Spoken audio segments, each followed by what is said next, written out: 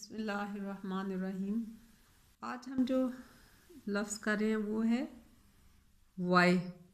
हमने वाई को जो लिखते हैं वो इस तरह से लिखते हैं, ये लोअर केस वाई। वाई जो है वो ये की आवाज़ निकालता है। जैसे यस हम कहते हैं, यस का मतलब होता है हाँ, यस। आप सबको यस करना आता है, यस। फिर हम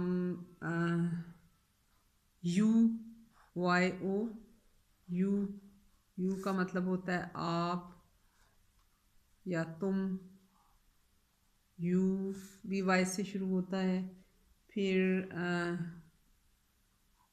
वाई ओ यू, आर लगाते हैं तो योर बन जाता है आपका या तुम्हारा। उसके अलावा योगर्ट, वाई ओ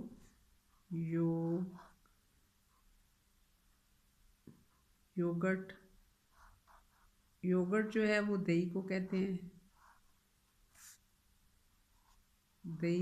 हैं, योगर्ट।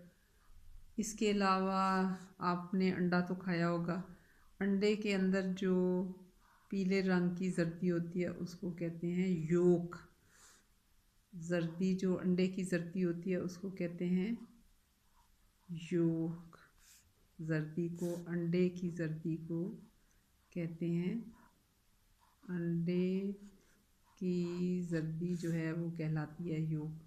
तो आज हमने पढ़ा वाई से बनता है यस, वाई से बनता है यू, वाई से बनता है योर, वाई से बनता है योगर्ट दही, और वाई से बनता है योग अंडे की जर्दी।